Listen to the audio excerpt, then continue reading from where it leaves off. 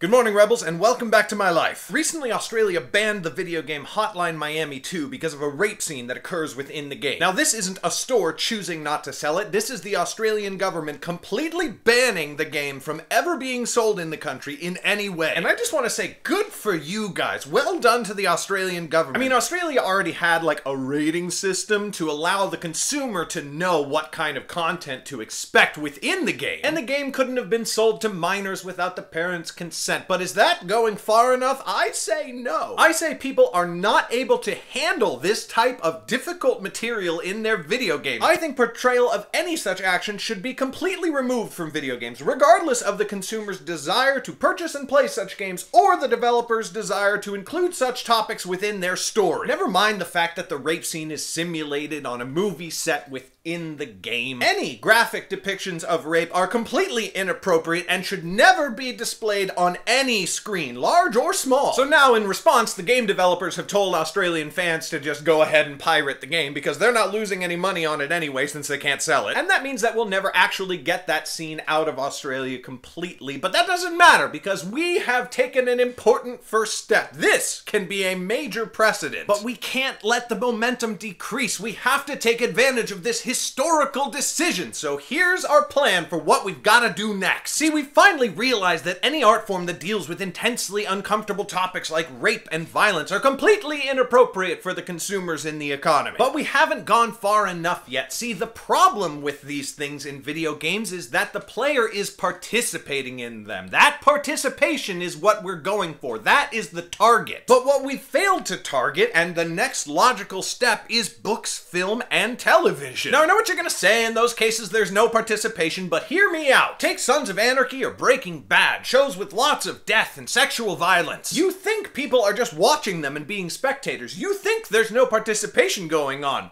But you are wrong. The next day, what do these television watchers do? They talk about the shows with their friends. They say what happened. Maybe they even quote lines from the show, and you can gasp now because that reaction would be completely appropriate. See how participation sneaks in when you aren't even looking? But just wait, it gets even worse. There is a book series out there, which is now being made into a movie in which you are explicitly intended to imagine yourself in the role of the main character. And while you are that main character, you participate in and are the victim of multiple scenes of non-consensual sex, over and over and over again.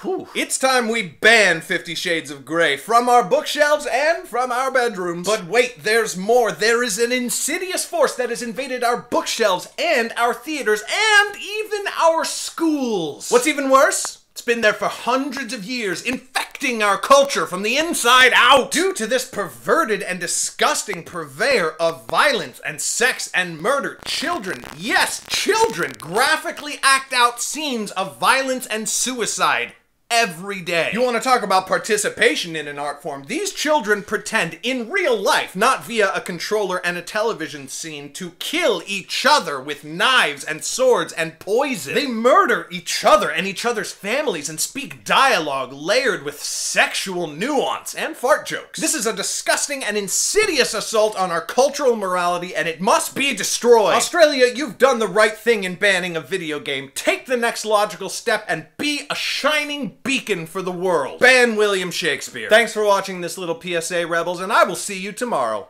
Maybe. Bye!